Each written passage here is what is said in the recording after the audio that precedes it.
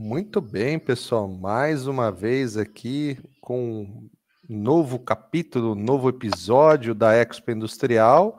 Já estamos no 7º episódio e hoje um assunto extremamente importante para as indústrias. Tem tudo a ver com inovação, tem tudo a ver com tecnologia, automação. Eles estão focados em todas essas áreas e eles são extremamente importantes para a tomada de decisão e formação do processo de gestão de mudança. Hoje a gente trouxe 2 especialistas na área de saúde e segurança do trabalho para falar um pouquinho desse assunto e o que eles vão corroborar e vão agregar valor dentro desses processos. É com vocês. Vamos começar primeiro pelas damas. Luciana se apresentando, fica à vontade, Luciana. Boa noite, André. Boa noite, Michael. Primeiramente, eu quero agradecer pelo convite de participar desse bate-papo tão importante, né? E espero aí contribuir. Eu estou hoje na linha de frente com as indústrias, maiores indústrias da região. Então, estou vivenciando muita coisa na prática, né? Relacionado à norma de segurança e à utilização dos colaboradores. Então, hoje o meu papel profissional é realmente levar a solução para as indústrias, que é bem o que o evento vai trazer para a nossa cidade também, né? Vai trazer solução, inovação. Hoje, realmente, assim, é um assunto muito delicado falar de material de segurança, de normas, de obrigações, obrigatoriedades, e esse hoje é o meu papel profissional que eu contribuo com as indústrias, né? Através da empresa que eu trabalho, eu posso levar informações.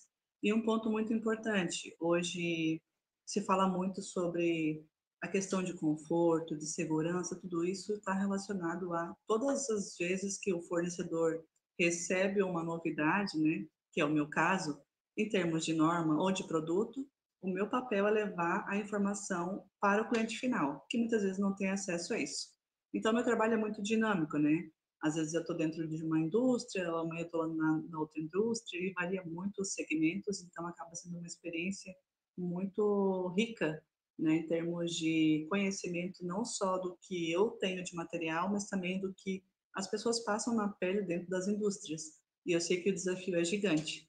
Então, hoje eu quero contribuir, né, trazendo essa visão prática de linha de frente, onde eu trabalho, né, para a área da segurança, que a gente possa aí envolver tanto o usuário quanto a norma, porque nem é sempre como a norma quer e fala, né? Tão simples assim de implantar. Eu tenho mais de 10 anos de experiência, né, nesse segmento, então eu espero aí contribuir com esse bate-papo hoje. Boa noite, pessoal. Que honra poder fazer parte desse grupo seleto dentro da Expo Industrial.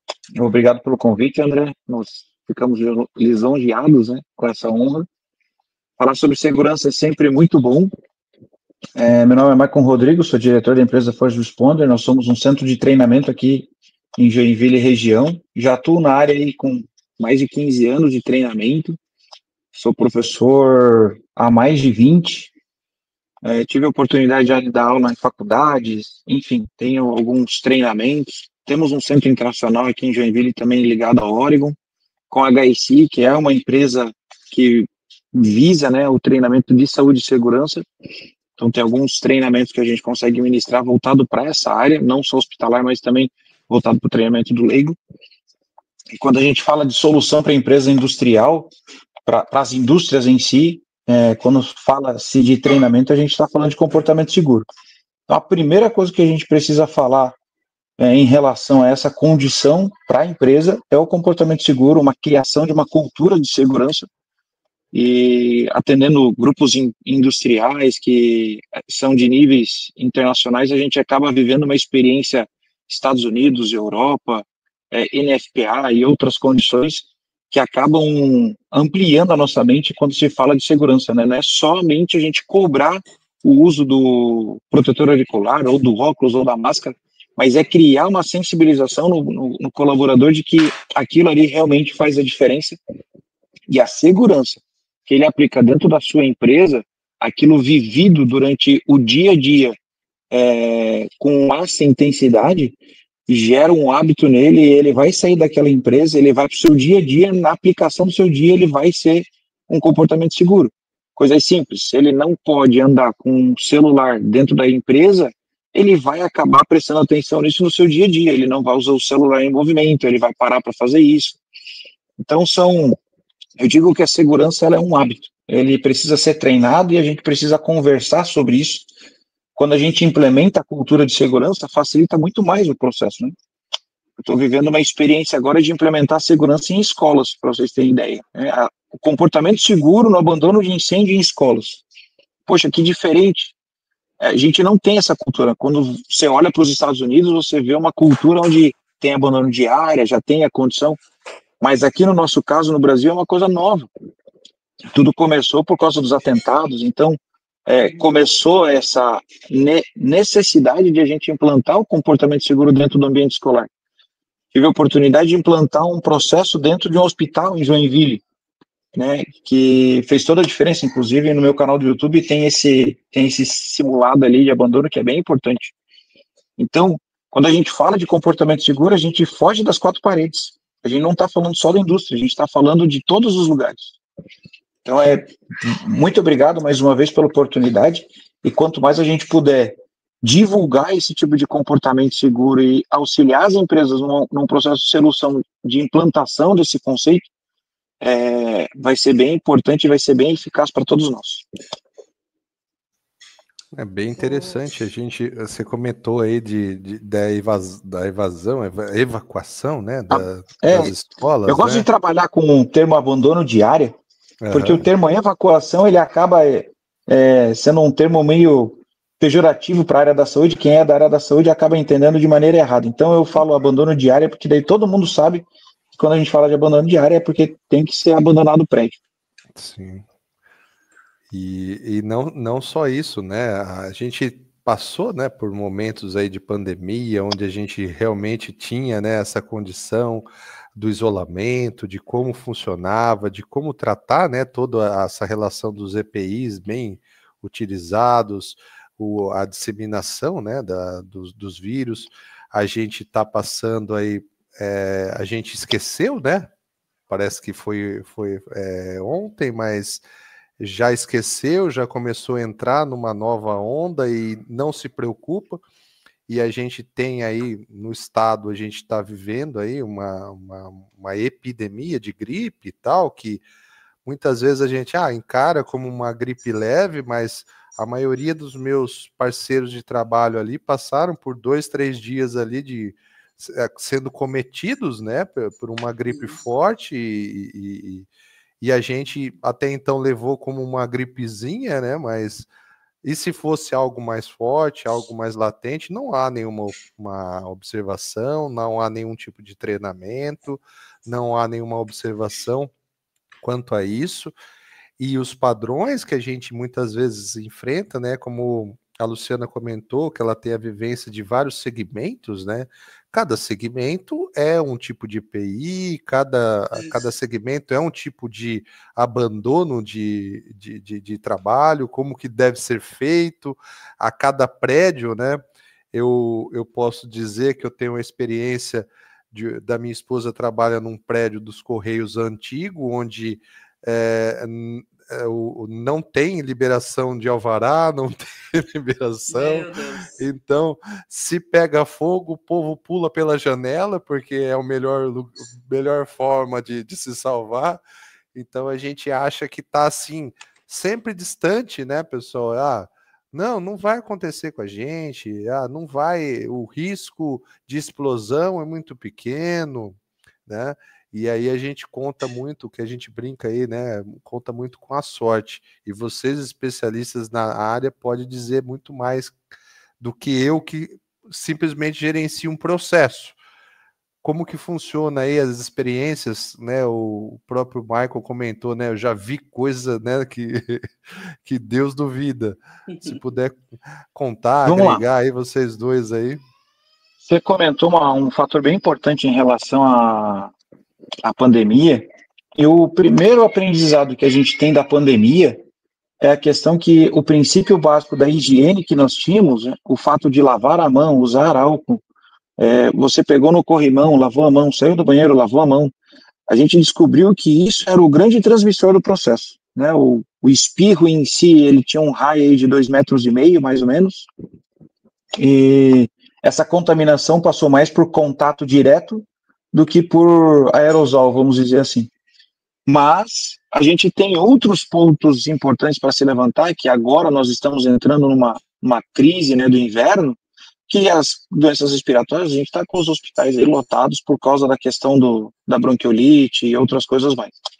Então, o contato direto faz parte de todo o processo. Então, quando a gente faz uma sensibilização com todos os colaboradores dentro da empresa, incentivo de lavar a mão, uma higiene pessoal, diminui gripe, diminui resfriado, diminui conjuntivite, diminui meningite, diminui viroses, enfim. Sempre tem os seus períodos sazonais durante o ano que, devido à temperatura, acaba acontecendo. Mas para nós faz todo sentido fazer um trabalho de sensibilização com todos na questão de básica, lavar a mão, né? O álcool em gel, a gente parou de usar o álcool em gel, mas a gente precisa entender que essas coisinhas básicas elas devem continuar. E aí, quando a gente leva para o comportamento seguro, tudo aquilo que é feito por mais de 21 dias vira hábito. E aí, se você tem um hábito, se você gera uma cultura de segurança dentro da sua empresa, gerando o hábito, fica muito mais fácil. Só que isso precisa ser dito todos os dias, tem que ser falado todos os dias. E o grande detalhe é como fazer isso. O que fazer para a gente conseguir gerar esse comportamento seguro para que as pessoas possam entender a sua função no processo. E aí a gente pode falar de metodologias que o pessoal, empresas do mundo afora usa aí, segurança 360 graus, que é um negócio fantástico. Pegando o gancho do Michael, né, questão das ações preventivas, né? E são detalhes muito básicos que a gente percebe. Exemplo, um cartaz de higienização das mãos, né, que eu vejo nas indústrias. O básico que é dito, né, que precisa ser visto também para que funcione o básico. Imagina o mais crítico, né? Eu até gosto de comentar, essa semana eu fiz uma CIPAT numa empresa, e eu sempre começo perguntando quem daqui utiliza EPI. Como a maioria é indústria, né, 100% utiliza. Aí eu sempre pergunto, e quem daqui gosta de utilizar EPI? Metade levanta a mão. Acho que mentindo mais levanta, né? E aí eu pergunto para outra metade que não gosta, por que tu utiliza? Porque eu sou obrigada. Então, acho que tudo na nossa vida, voltado para a segurança e todas as áreas, parte da conscientização realmente, né? Saber que aquilo é para o meu próprio bem, é individual. Então, o desafio maior está nas ações preventivas e na conscientização. Então, assim, eu até brinco, eu tenho 1 hora para te convencer o contrário, de que o EPI, ele é um aliado, que ele é um amigo, que ele não é um inimigo. Ah, mas traz os desconfortos. Como é que eu lido com isso? Do calor, aperta, tem bico de composite. Ah, me dá calo, me dá mau cheiro. Assim, o mercado de produtos inovou muito de 10 anos para cá. Todos os dias tem inovação, tem lançamentos, tem coisas que deixam o produto mais à cara do consumidor, como se fosse algo bom realmente de utilizar no dia a dia, que não voltado àquela indústria grosseira. Ele já vem se modificando e se adaptando ao usuário, isso já está sendo feito. Mesmo assim, eu falo, traz algum desconforto que é passageiro, mas os acidentes podem não ser. E eu não falo ali somente sobre a questão da perca de um membro, ou de quebrar alguma coisa, ou de queimar alguma coisa, ou em si perder a vida, né, que é um caso mais grave. Eu falo que quando tem um acidente, né, eu falava para eles essa semana, quem está ao teu redor que presencia aquele acidente, nunca mais é o mesmo. A família nunca mais é a mesma. Alguém vai ter que dispor do tempo para poder te cuidar, te ajudar, estar contigo, né? Tudo isso gera um prejuízo emocional enorme que a gente não está nem falando aqui. A gente está falando, né, muitas vezes, o que é visto, né? Então, assim, existe um mundo paralelo às NRs, que é o mundo real, né, que funciona, como o Maicon comentou, com ações corretivas, com conscientização. Exemplo, a tua esposa trabalha num prédio antigo, tu comentou, né, e hoje não tem o sistema muito arcaico e tudo mais. Mas se ela conhece dos direitos dela, se ela sabe que aquilo ali pode prejudicar a vida dela, né, é uma escolha ela se expor a isso. E é justamente isso que eu falo lá na CIPAT para os funcionários. Se vocês conhecem sobre material, sobre EPI, sobre normas, sobre seus direitos e deveres, vocês não vão usar qualquer coisa, não vão aceitar qualquer coisa, não vão se submeter a um risco sem proteção adequada. E hoje quem que conhece, né? Malemar, a minha experiência de profissional na área comercial, os técnicos ou compradores conhecem. A maioria vai ou pelo preço, ou pode ser isso mesmo, sabe? Assim, é uma coisa, gente, é de arrepiar os cabelos. Porque a gente vê muita coisa. Assim como o Maicon tem também a experiência dele, né? Tanto na área de treinamento, quanto na área de que tu atua hoje. Mas, assim, gente, eu tô dentro das empresas e eu vejo coisas que não dá para acreditar, né? E o nosso propósito hoje de vida, o meu propósito está ligado ao propósito da empresa que eu trabalho e parte de proteger a integridade da vida humana. Então, o meu trabalho é um serviço de proteção à vida humana. E como é que a gente vê essas coisas, né? Esses absurdos, muitas vezes, e sabe, assim, conduz essas situações de uma forma de que não fique uma coisa, né, uma barreira, e perante o usuário não crie uma resistência de uso. Aí, gente, é assim, ó, muito DDS, né? Um diálogo diário de segurança, com muito carinho, muito respeito, realmente fazendo com que eles comprem a ideia de proteção individual. E eu sempre brinco assim, ó, gente, eu falo em palavras, né, que eles possam comprar a ideia, e eu digo assim, EPI, usar EPI é amor próprio, né? Porque tu está cuidando da tua vida, está cuidando de quem tu ama, porque a tua família vai te ver bem, vai voltar para casa bem. Só que tudo isso são sementinhas que a gente vai plantando, né? Então, não adianta ter o melhor técnico de segurança na indústria ou o melhor EPI, o mais caro, a botina com mais tecnologia, porque hoje tem botina de R$ 40 até R$ 300, né? É assim para todos os itens da linha. Se as pessoas que estão lá no chão de fábrica não comprarem a ideia, não se conscientizarem, não tomarem ações preventivas, porque a questão de um segundo muda tudo, né? Então, assim, é muito delicado. Eu sempre fico no jogo de cintura entre a parte técnica e a parte operacional, e muitas vezes a gente tem que fechar os olhos para poder fazer um trabalho assim mais íntimo com quem está usando, para que eles realmente comprem a ideia. Isso é um grande desafio hoje. Os próprios assim, técnicos, engenheiros das empresas passam para a gente esse feedback da dificuldade, né, dos desafios reais da indústria, né, que é muito assim aquém daquilo que a gente vê, ouve ou lê nas normas, né. É a vida real acontecendo e se a pessoa que está ali se expondo não tiver essa consciência, não tem Cristo que faça ele entender que aquilo é para o próprio bem dele. Eu vou passar um case aqui para vocês de um cliente meu, eu não vou citar nomes, né? Mas é uma empresa multinacional, internacional, está na América Latina, Europa. E quando você tem uma empresa com visão europeia, a segurança ela vira uma visão, né? Quando a gente tem visão, missão da empresa, a gente olha para dentro dela e a gente já consegue entender. Quando a empresa tem visão, fornecer um processo, a gente já entende que às vezes tem alguma coisinha preocupante ali. Mas essas empresas europeias, o primeiro item é segurança. Quando isso é um item de princípio da empresa, e aqui a gente precisa, as nossas empresas brasileiras, nós precisamos aprender com isso, né? Essa cultura de segurança, ela precisa vir muitas vezes de cima para baixo, numa visão da empresa. Quando essa empresa tem a visão segurança, seja ela no momento da produção, seja ela no atendimento, seja ela entende que alguns itens vão ser importantes nesse processo. Como que eu faço a segurança?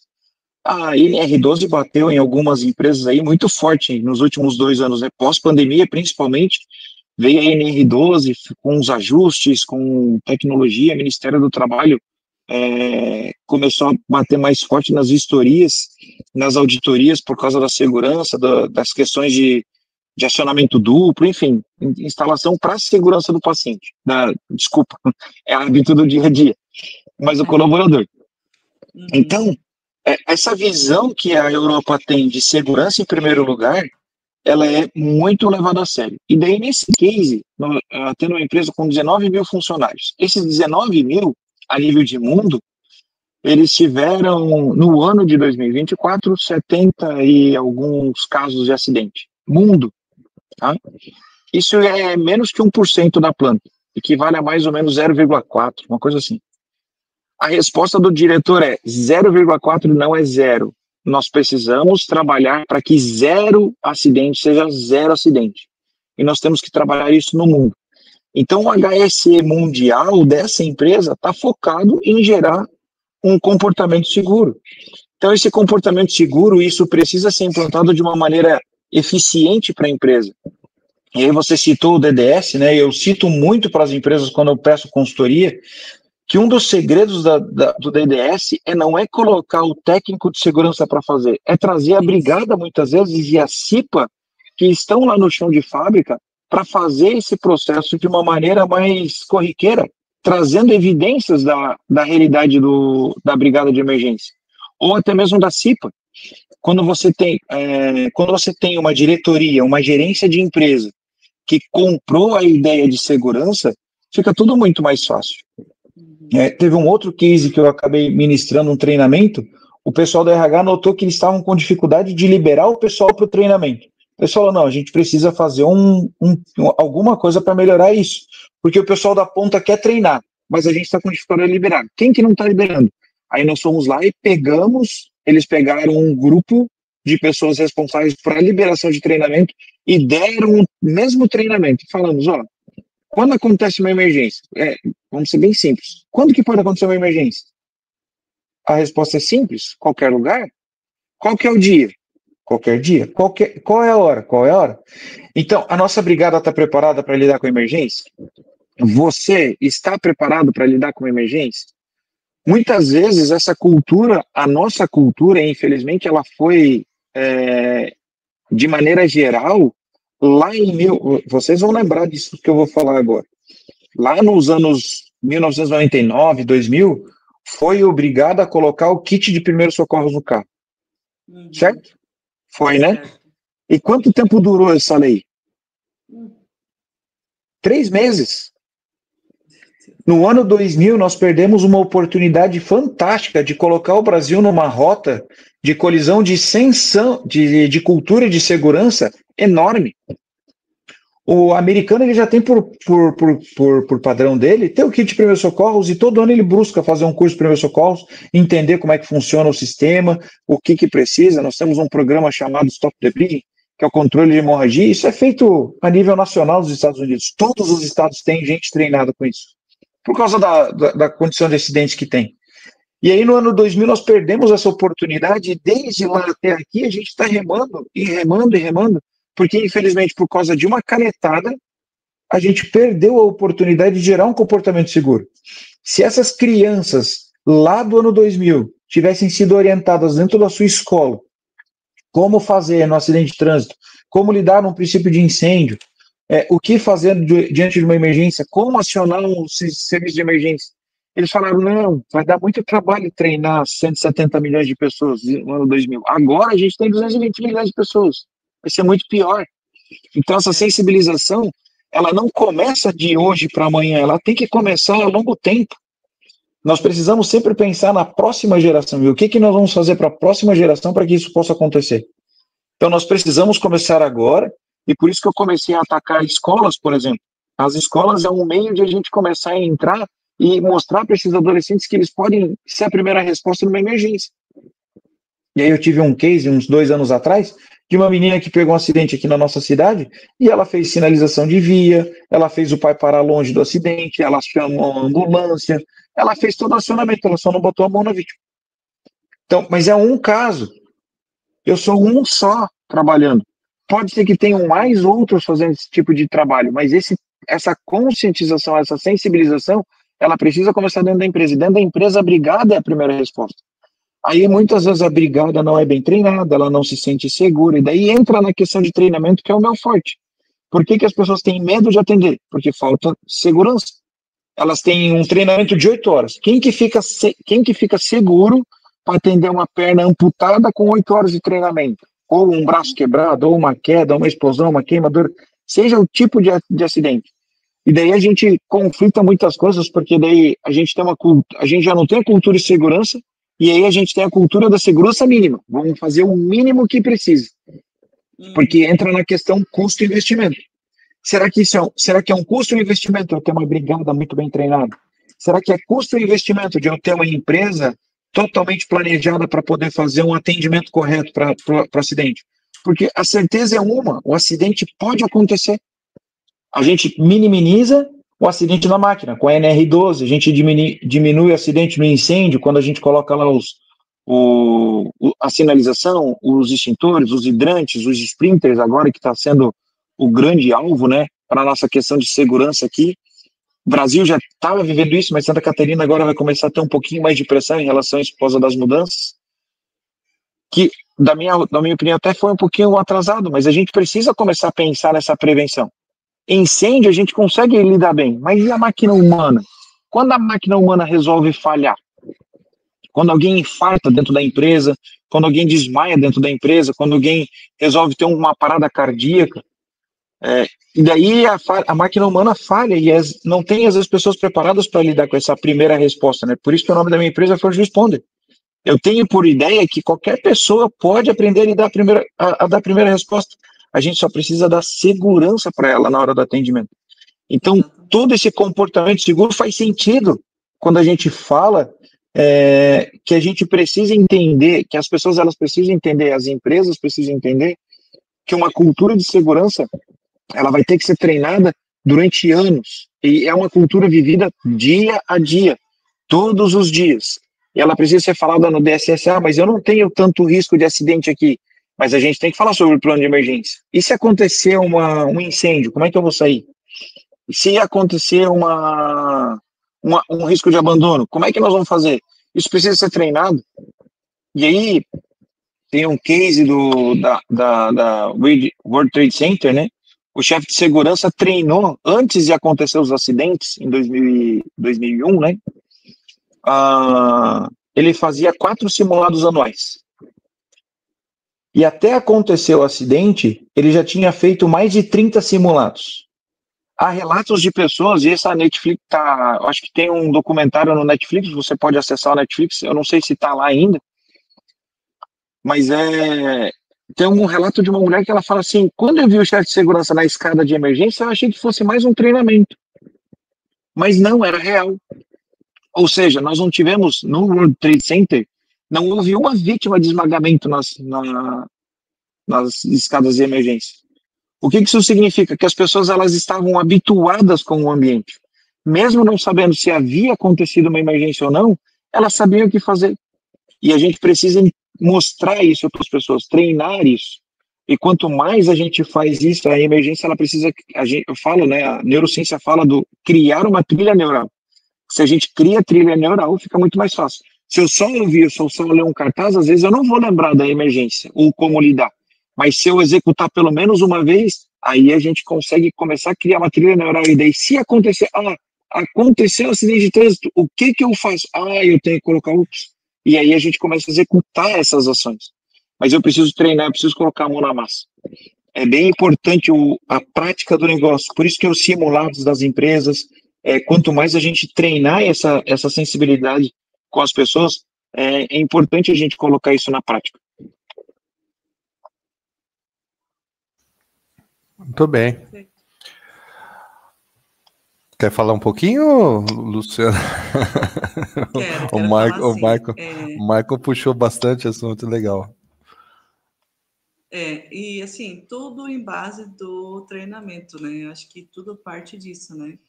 Eu tive uma experiência agora, mês passado, a gente foi num evento em Floripa, que é o Respira Brasil, que as pessoas que escrevem as normas, as NRs, né, estavam lá ministrando esses 2 dias que a gente ficou lá imerso, né, em treinamento de proteção respiratória.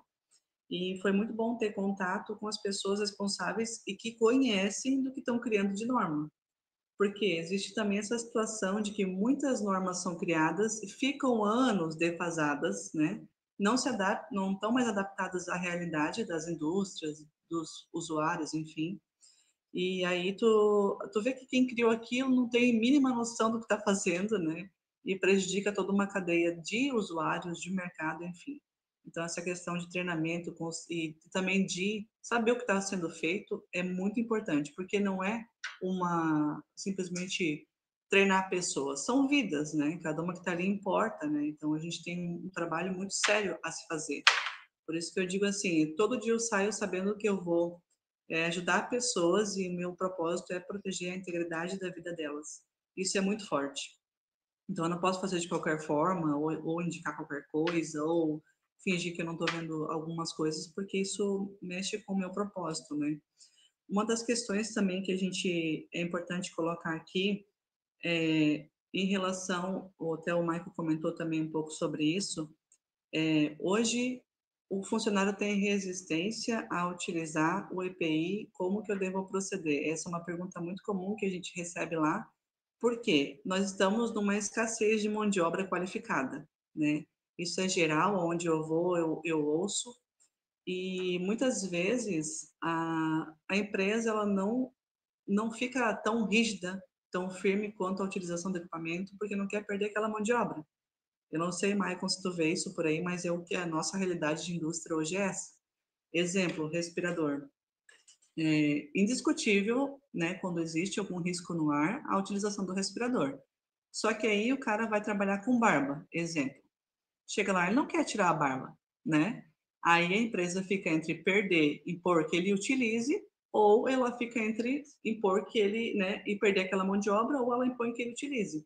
Então se flexibiliza demais isso hoje em dia. Isso em todas as áreas. Eu tenho clientes também de grande porte que não conseguem fazer o operador utilizar calçado de segurança. Um ou outro, não são todos, porque ele acha desconfortável, ele não acha bom, mas a mão de obra dele é boa, a empresa não quer perder, então ela abre mão da segurança. Então, assim, é umas coisas que a gente, né, a gente que está estudando essa área, que está vivendo essa área na prática, enxerga que o mercado não está preparado para a segurança que a gente está buscando, muitas vezes, né? É um desafio, na verdade, né? Então, assim, entre o que precisa ser feito, né, um treinamento, quantas empresas que vão fazer semanalmente ou quinzenalmente, uma vez por mês que seja, um treinamento né, de retirar todo mundo do ambiente para um incêndio, exemplo, ou de utilização de material de segurança, ou de higienização de material de segurança, porque isso é uma coisa que a gente pega muito também, o pessoal com problema de saúde por conta do EPI estar sujo, em mau estado, e a responsabilidade na NR6 diz que é do próprio funcionário, né? Limpar, cuidar, armazenar, é a obrigação dele. As empresas têm as suas obrigações, né, de fornecer de forma gratuita, só que a obrigação de cuidar, armazenar e limpar é do funcionário. E às vezes a gente pega situações assim que o próprio EPI está trazendo risco à saúde, porque ele está em mau estado, sendo que é uma obrigação do funcionário. Mas como é que ele sabe disso? Não é na contratação que é falado, não é no DTS, é muitas vezes numa CIPAT que acontece uma vez por ano, e a gente tem uma horinha para ir lá para falar sobre a NR6. Né? Então, assim, às vezes eu sempre digo assim, ó, nós não temos um padrão, pelo que eu observo em geral, todas as indústrias que eu atendo, em todos os segmentos, desde limpeza, mercado, fundição, existem vários segmentos, eu observo que, assim, não existe um padrão, apesar que tem as normas, que são um norte, mas não existe um padrão de compra, de aplicação, de treinamento a nível de empresa. Cada um faz do jeito que funciona, né? E isso abre muitas brechas para não fazer, porque não vira uma cultura, e aí começam os problemas, ou abre muitas brechas para cada um interpretar da forma como quer, e só quando acontece uma coisa pior é que é tomada uma ação. Então, assim, é um assunto que eu amo, né, trabalhar nessa área, porque realmente abre muitas portas, né? Mas tu vê assim que não é uma coisa prática, começo, meio e fim. Nunca tem um fim. A gente está sempre recebendo problemas novos, coisas novas, materiais novos, lançamentos, normas que mudam diariamente. Às vezes a gente acorda, esses dias, né? A gente acordou com a atualização da NR1 e agora já saiu a atualização da NR1, né? E aí criou-se um debate enorme sobre esse assunto, como se agora que tem a NR1 a gente vai se preocupar com a saúde mental dos nossos funcionários. Mas isso tem que ser uma coisa que tem que se pensar. Porque se as pessoas não estão boas, como é que elas vão produzir? Como é que elas vão né, estarem bem fazendo o que fazem. Não vão. Então, a gente sabe que tudo roda em torno da NR, mas que não é isso que faz funcionar no dia a dia, né? No dia a dia, o que faz funcionar realmente uma conversa, é orientação, é treinamento, treinamento, treinamento incansavelmente, porque é isso que realmente funciona. As pessoas sabem como agir mediante uma situação, o que não é como a gente vê em todas as empresas. Então, é um desafio, assim, quando a gente vê um evento, né, que nem a Expo Industrial, que traz um tema como esse, já é uma coisa, assim, diferente, né, que está se dando mais atenção, né, para um evento que é totalmente voltado para a área industrial e tem tudo a ver com o nosso assunto, a segurança do trabalho. E eventos como esse que movimentam mais os profissionais, que deixam as pessoas mais antenadas a buscar informações, soluções e trazer mais qualidade para o operador lá da ponta, que muitas vezes está ali à mercê daquilo que é orientado a fazer, né? E quando é orientado a fazer. Então é importantíssimo, né? Esses eventos deveriam ser mensais, assim, realmente trazer o público mensalmente, reciclar mensalmente, porque, né, o Michael é da área de treinamentos, mas muitas vezes os próprios técnicos responsáveis, engenheiros, pela saúde daqueles operadores, não estão qualificados. Muitas vezes acontece isso, né? Eu falo assim, empresas que têm 80, 100 funcionários, a empresa que tem 20 mil funcionários. A gente sabe que não existe um nível de qualidade ali em termos de, né, de treinamento. Eles são colocados naquelas posições, né? Eu pego muitas vezes isso. Ah, eu era da almoxarifado e agora eu vim para a segurança do trabalho, porque eu tinha o curso, né? O curso que eu fiz lá em 2010 e como eu tinha o curso, eu fui colocado aqui. Então essa hoje, isso é um desafio, e eles pedem muita ajuda da gente. Ah, o que que eu posso fazer? O que que eu posso colocar de material para esse risco? E eu sempre digo assim, gente, não existe EPI ruim, existe EPI no lugar errado. Se o EPI estiver no lugar errado, ele vai ser um péssimo produto, vai te trazer até malefício em vez de benefício, né? E muitos técnicos não sabem o que comprar, o que colocar, né? Tem lá o PGR, mas já está defasado, a função já mudou, a indústria já mudou, então tudo isso assim é uma coisa que a gente vê que não caminha com fluidez, sabe? As coisas funcionam de uma forma natural, é uma coisa que está na nossa pele, a questão da segurança. Se não, né, a gente não precisaria ter carro que fica apitando lá que a gente não está com o cinto de segurança, né? A gente coloca o cinto muitas vezes porque ele fica bipando, né? Porque a gente não tem essa consciência, né? Então, isso é um trabalho assim de formiguinha realmente, é um trabalho que está sendo construído cada vez mais, juntamente a parte do fabricante, distribuidor, a equipe de treinamento, né, tudo esse pessoal, principalmente, que dá os treinamentos, também vivencia isso na prática, e principalmente esses eventos que proporcionam trazer gente do ramo, unir, né, para que as pessoas conheçam o que está vindo de coisas novas, inovação, materiais, assim, eu sempre digo, sempre tem coisas novas. Então, luvas com mais tato, sapatos com mais resistência, tudo isso é o momento de mostrar para o mercado que existe, porque muitas vezes ele está usando uma coisa pesada, que não dá mobilidade nas mãos, que não dá tato, e realmente o funcionário está reclamando e com razão. E existem lançamentos e inovações. É um exemplo que eu sempre uso. Por que o pessoal usa tanto luva de raspa, vaqueta, luva de fio, aquela pigmentada, se existem evoluções dessas luvas? Se tu puxar lá o pictograma de proteção dessas luvas, é baixíssimo o nível de proteção delas. Às vezes é 1000 ou 0100. O nível de proteção delas é baixíssimo. Só que é uma cultura utilizar aquela luva, né? E eu já tenho a evolução dela com mais tato, com mais proteção, com mais resistência à abrasão, e muitas vezes essa informação não chega lá na ponta. Então, eventos como esse traz para o mercado informação, lançamentos. Ah, eu sei que existe algo melhor, né? Que hoje eu faço o trabalho de formiguinha dentro das indústrias. Eu vou lá levar algo melhor, eu vou lá mostrar que tem um lançamento, eu vou lá mostrar que tem uma evolução, para poder justamente trazer mais vontade de quem está lá na ponta, na produção, de usar os materiais, porque eu sei do desafio que é. Então, falar sobre segurança do trabalho a gente podia ficar aqui horas e horas discutindo vários temas, né? Porque assunto não falta.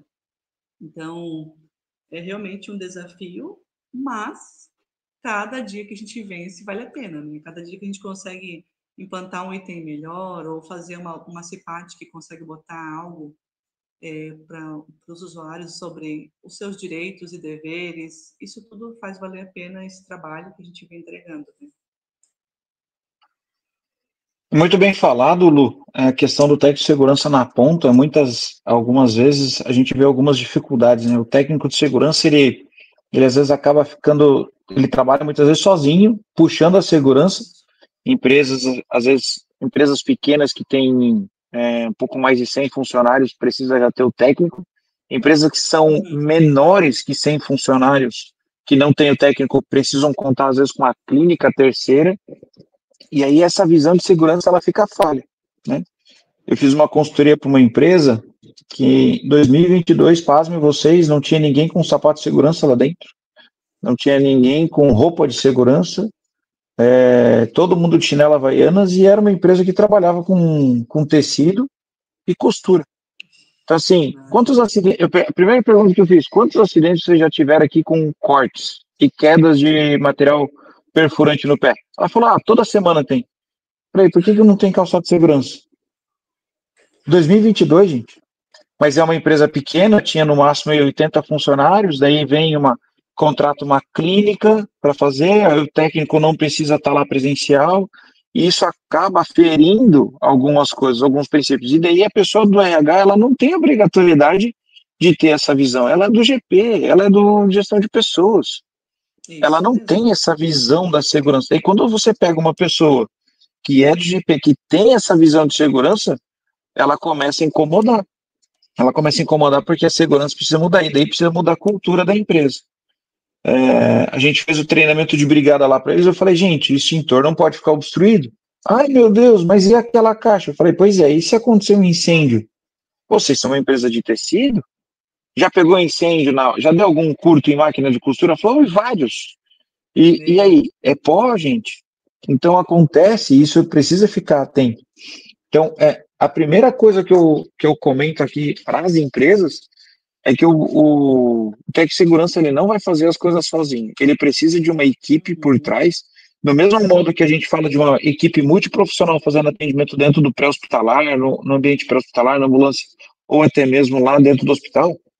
A gente precisa dessa equipe dentro do time, né? O time de gestão de segurança, ele precisa estar muito bem envolvido. Precisa estar envolvido as coordenações, a gestão de pessoas, o marketing, todo mundo tem que respirar segurança. E aí, a segurança, ela precisa ser falada todos os dias.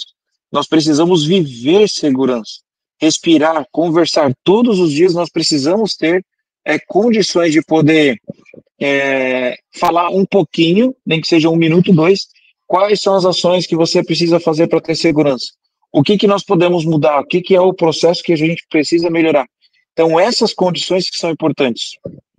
E aqui eu cito também que o treinamento pode ser sim uma solução, mas não é a única. O diálogo diário, né, aquilo que você faz todos os dias e aquilo que você coloca em prática, ele vai fazer todo sentido. Então, o treinamento sim faz parte do processo, desenvolver essa cultura. Eu já tive situações que a gente vai fazer o abandono geral da empresa e as pessoas se esconderam atrás da máquina para comer o lanche. É só mais um treinamento. Então a gente precisa fazer essa abordagem e explicar, olha, você não pode fazer isso. Isso daqui é um treinamento que está preparando você para um risco. E aí, aí vem a conversa, aí vem a orientação, explica mais uma vez. A NR1 fala da responsabilidade que o colaborador tem quando ele entra dentro da empresa, quando ele é contratado, que ele tem que seguir as regras de segurança. É para o bem dele, é para a segurança dele. E hoje, quando se fala aí de acidente de trabalho, quando se abre uma investigação e que foi provado que a empresa ofereceu todos os detalhes que precisava e que foi falha do funcionário, isso acaba prejudicando e abre uma precedência para que o colaborador acabe se prejudicando, podendo até perder o emprego, dependendo da situação. Então, nós precisamos entender que a cultura de segurança, ela precisa ser trabalhada desde o início. Nós estabelecemos o princípio de cultura de segurança, e a partir do momento que você começa a implementar isso, isso é uma coisa que vai vivendo todos os dias vai se batendo, e o hábito vai fazer segurança. Vai chegar um dia que não vai precisar mais falar.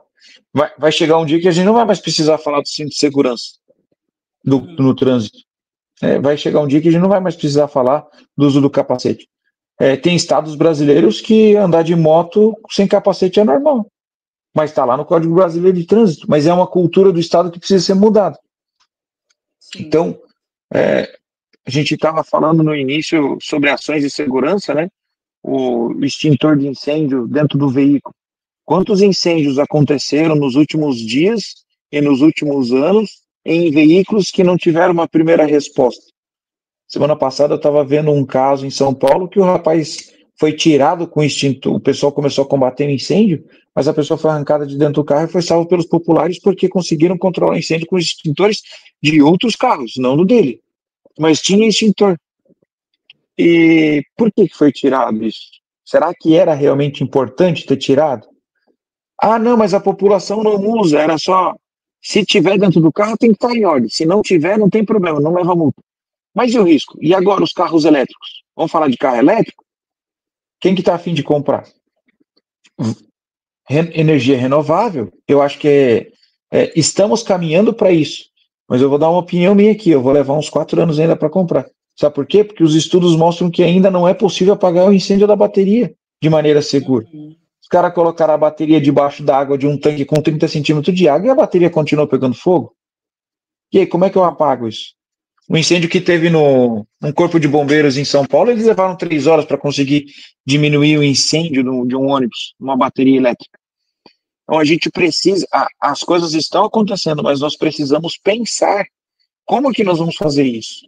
A segurança ela precisa ser vivida dia a dia, ela é um hábito da empresa, ela precisa se tornar um hábito.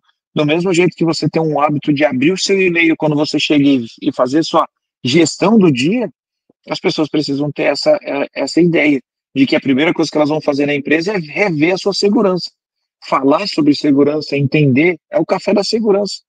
Então, independente se ela está entrando no turno da manhã, da tarde, da noite, nós temos que ter o processo incluso. Não, agora nós vamos bater o papo aqui sobre segurança. O que está acontecendo, como que nós vamos diminuir? Tudo. O mundo inteiro fala em redução de segurança. As empresas de rodovia, elas falam em segurança de trânsito. Como que a gente reduz a segurança no trânsito? Rodovia no Canadá conseguiu reduzir para menos de 2% acidentes do trânsito na rodovia canadense. Qual foi a estratégia que elas usaram para reduzir acidente no trânsito? A emergência ela está aí, está no dia a dia, ela acontece. E aí a frase que o André falou, até quando? A frase que ele falou foi, poxa, quando é que vai virar nome, né? Na pandemia a gente tinha muito dessa frase. Pandemia acontecia, as coisas enquanto é número tá tudo certo, mas daqui a pouco começou a ser nome. Nome de parente, nome de vizinho, nome e aí pessoas perderam. Então não era mais nome, aliás, já não era mais número, já era nome. E a segurança continua da mesma forma. A gente precisa entender que a segurança se faz pensando em si, pensando que eu tenho que voltar para casa para os meus, cuidar dos meus. É o amor próprio que a Lu falou no início. Entender o seu princípio do processo. Não é porque o técnico de segurança foi treinado para ser um cara chato, incomodar, você está sem segurança, vou te dar uma advertência. Isso já não cola mais. A gente precisa mostrar por trás do negócio, por que ele precisa usar. Por que ele precisa usar esse tipo de material? Então faz todo sentido a gente pensar que o apoio e a visão ela tem que ser num time todo para que a gente tenha real efetividade, não só na segurança, mas também nos treinamentos e pensando no prol de todos os processos. E assim, uma questão, né, que a gente estava falando aqui, assim, até meio que um tom de revolta, né, dessa situação que a gente enxerga aí externamente, dos cuidados, preocupações, e muitas vezes a ausência de treinamentos, de suporte, de materiais, enfim. Todo esse cenário que está, em partes, organizado, em partes caótico, não existe um padrão hoje, né, de segurança no Brasil e nas indústrias, mas assim, falando de estatísticas, né, eu puxei aqui, 2023 versus 2024. 2023, tivemos um total de 499.955 acidentes de trabalho. 2024, 724.228. Quase que dobrou o acidente de trabalho. E aí é uma conta que eu falo quando eu vou nas empresas, a conta não fecha, a conta não bate, porque se a gente tem mais cobrança, melhores materiais, mais investimentos, o que está acontecendo, né? É justamente isso, não trabalhou na raiz lá. Ó. Por que tu está recebendo esse material? O que ele vai fazer pela tua vida? Né? Como é que eu faço o funcionário que vai usar olhar com amor para aquele equipamento ou para aquele treinamento ou para tudo que está envolvido a relação à vida dele? Né? A gente teve nessa última CIPAT que eu fui, teve um caso muito interessante. Um funcionário que estava participando, ele comentou que o irmão dele faleceu com 21 anos, com cinto e talabarte, estarrado no chão. Ele faleceu, ele não teve uma segunda chance, não foi um dano físico nem nada, foi realmente a vida dele que foi ceifada ali e acabou, né? E aí eu perguntei para ele, mas o que, na tua opinião, o que aconteceu? Ele falou, ele não sabia usar. Ele estava lá com o cinto talabarte, estava colocadinho nele o cinto talabarte, bonitinho, mas ele não sabia como usar. E isso, gente, é muito real, né? Eu vou fazer um ajuste rapidinho aqui. Eu vou apertar um negócio rapidinho ali. E é esse rapidinho que a coisa acontece. Um segundo muda tudo. Então, se a pessoa chega para executar, eu fui contratada para apertar parafuso, e eu vou apertar parafuso. Mas antes disso, o que eu preciso saber?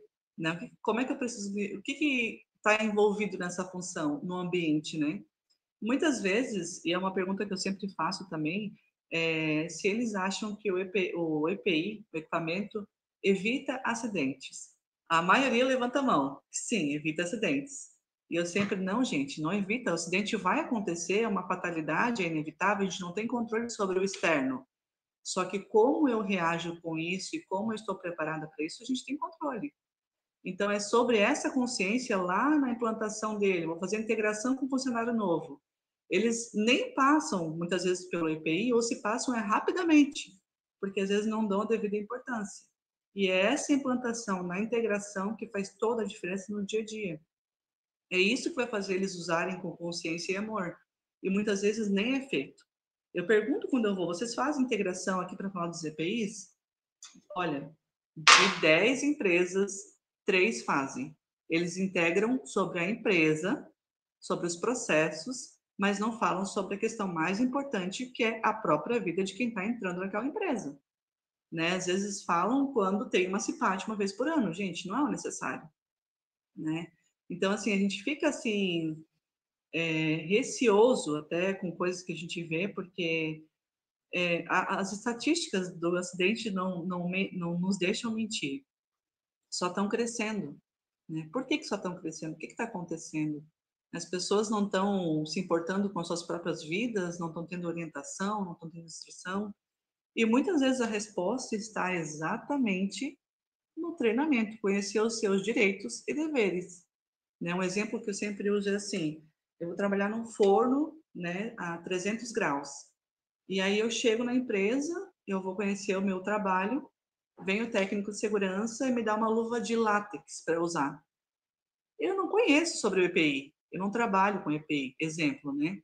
Se o técnico me falou que aquela luva é para aquela função, eu vou colocar e vou usar, né? Porque ele é o técnico de segurança, ela é a pessoa especificada para trabalhar com esse assunto. Então, não conhece o que existe de material, como é que ele pode me proteger. Eu só uso porque me falam que tem que usar, né? E aí perde-se lá a mão, fica a mão, luva, tudo junto, tudo misturado.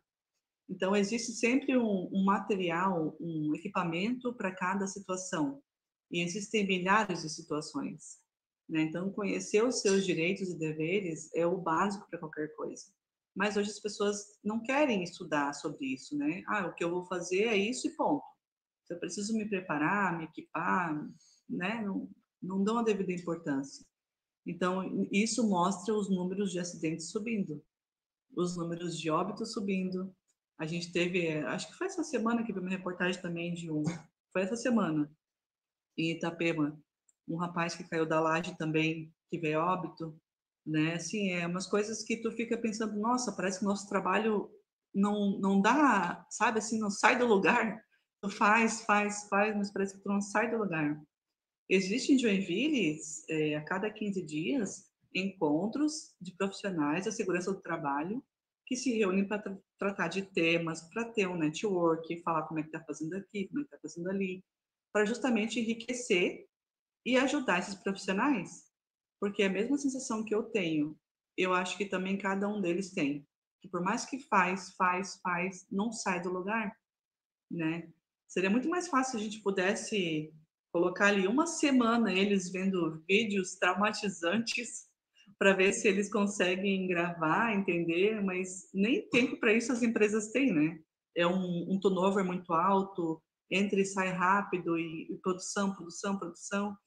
Então, assim, poucas empresas assim que eu tenho contato têm essa não, muitas têm realmente essa conscientização, né, essa preocupação, mas isso não é uma coisa assim que é em todas, sabe? Então isso é assim muito alarmante, é muito, ao mesmo tempo frustra a gente, né? Porque tu vê que tem, cara, hoje em dia tem tudo na palma da mão, né? Tem tudo no YouTube, tem internet à vontade, mas as pessoas não usam para essa finalidade, né? Então, a minha grande função, minha grande missão aqui é levar informação, levar solução, sabe? É proteção da vida mesmo, né? E isso é um grande desafio, mas a gente não pode desanimar, né? Um dia de cada vez, um pouquinho por dia, vai dando tudo certo.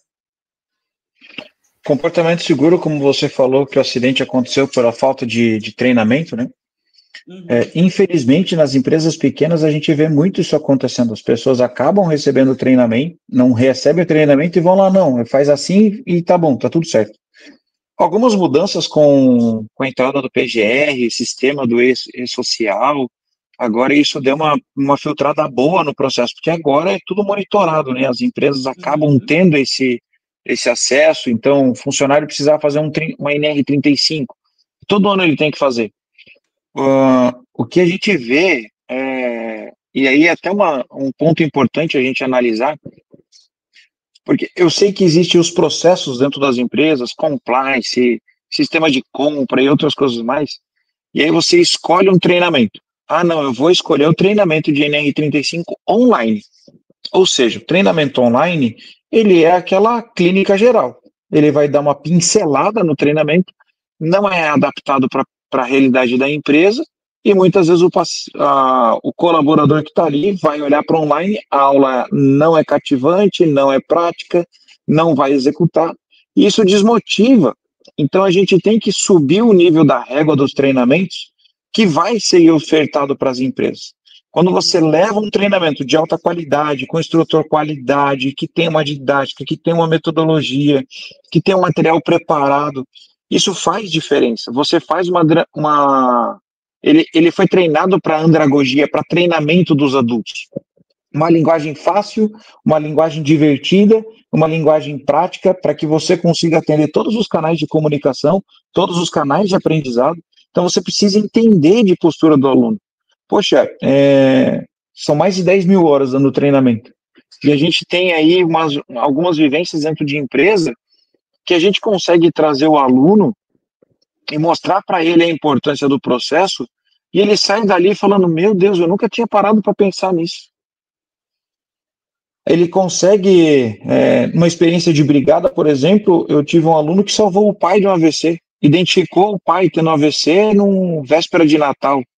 Então são esses cases que a gente tem que trazer para as pessoas, né? O treinamento, ele não pode ser só uma forma de a gente cumprir tabela. O treinamento salva vidas. Qual que é o custo? Qual é o custo de uma vida perdida por causa de um treinamento que custa aí 2 mil, 3 mil, 4 mil reais? Eu não posso, hoje não dá mais, em 2025, a gente acreditar que uma empresa acaba negligenciando um treinamento e perdendo uma vida, correndo o risco de perder uma vida, o processo, o trâmite, toda essa condição. Então nós temos sim essa importância de você investir nesse processo. Daí lembra que eu tinha comentado, será que é custo ou será que é investimento? O treinamento. Claro, com certeza é um investimento. E ele tá na parte do processo, porque todo ano tem que ser feito, NR tem que ser cumprida, NR 23 tem que ser feito todo ano, NR 35 tem que ser feito todo ano, 33 já tem que ter um budget preparado para isso. Independente se você é uma empresa de 20 funcionários ou de 19 mil funcionários. As empresas grandes não me preocupam, né? Quando a gente tem as indústrias de grande porte, isso já está na cultura do treinamento de ter ali. A gente precisa expandir essa condição, porque um treinamento de 8 horas não prepara o leigo para atender uma emergência grave, de uma parada cardíaca, por exemplo. Um treinamento de 35, onde ele faz só 4 horas prática e 4 horas, se é que faz as 4 horas online, não prepara ele para realmente entender o que é uma linha de vida segura e que ele não pode se ancorar em cima de um andaime, por exemplo. Já nem se usa mais andaime hoje dentro das indústrias, e o pessoal ainda aloca andaime, em vez de ter uma segurança com uma PTA, por exemplo, uma ponte de trabalho em altura. Então, às vezes, é um investimento, eu digo que, às vezes, o barato sai muito caro e pode sair custando uma vida.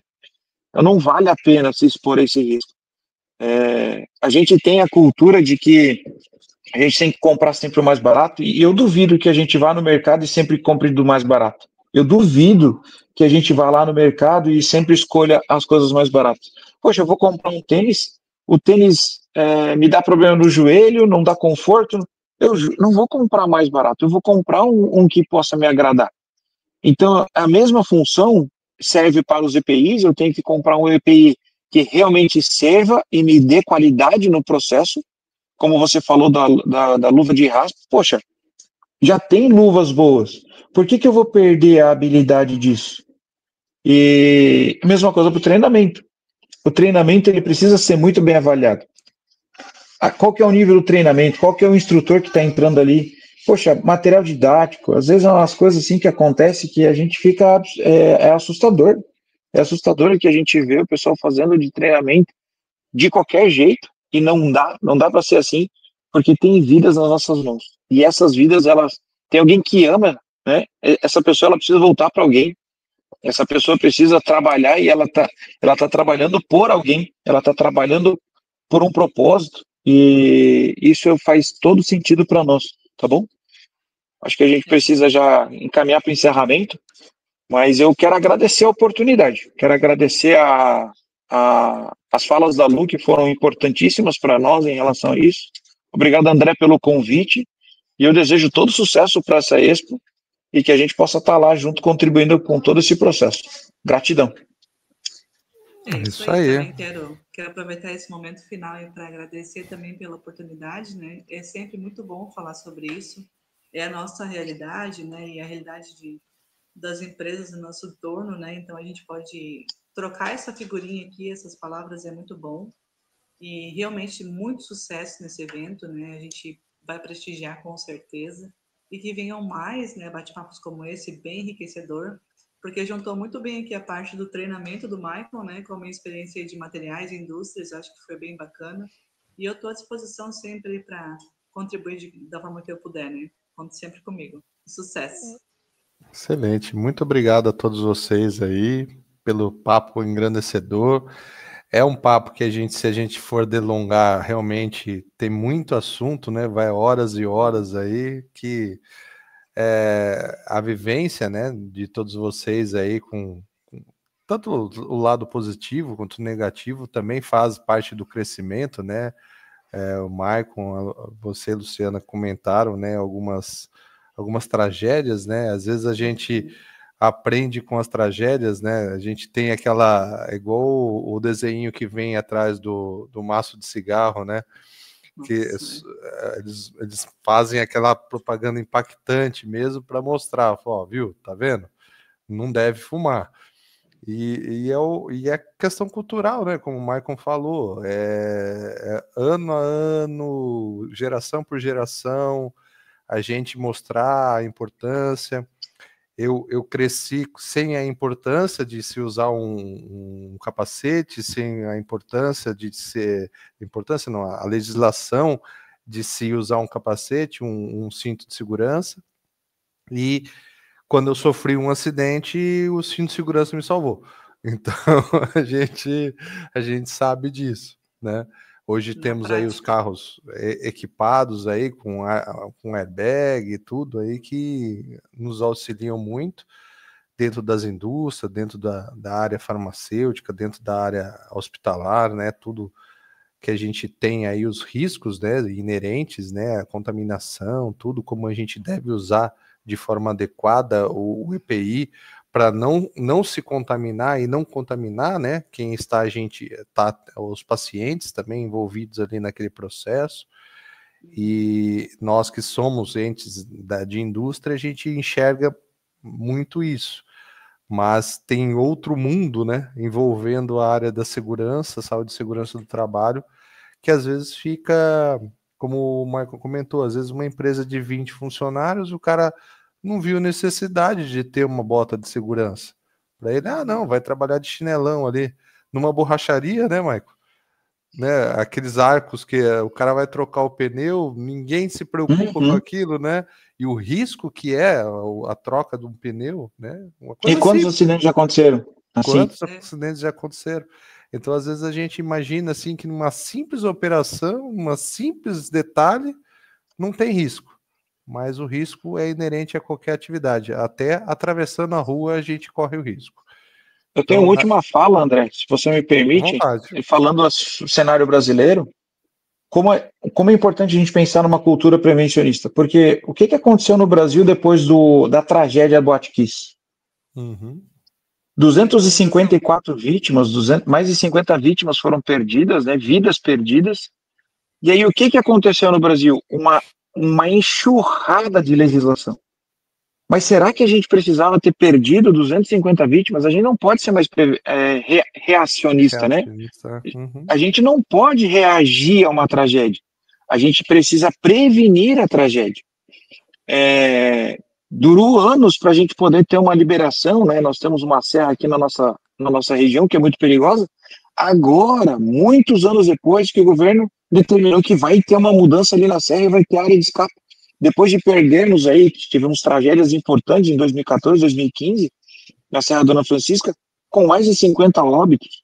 Claro, imprudência estava envolvida, mas quais ações preventivas? A gente não pode ser mais reacionista. Então, assim, a dica que eu dou vale mais a pena investir na cultura de prevenção, porque se acontecer, a reação vai ser muito perigosa, vai ser muito problemática. E aí, infelizmente, o custo vai ser muito alto, vidas vão ser perdidas, empresas podem ser perdidas, empregos podem ser perdidos. Não vale a pena esse risco. Vale a pena, sim, a prevenção e a cultura de segurança. Muito bem. Agradeço a todos vocês aí. E até uma próxima. Se for necessário, se for de vontade de vocês também, a gente pode retomar um outro bate-papo aí. Aí depende do tempo de vocês também. Eu tenho uma disponibilidade grande, então a gente pode bater um papo aí. E fora isso, a gente pode se ver lá no evento lá, se Deus quiser. Fique com Deus. Vai ser uma honra. Muito obrigado. Gratidão, gente. Até uma próxima. Fica com Deus. E tchau, saúde, tchau. Né? Saúde, valeu. Tchau, pessoal. Tchau, gente.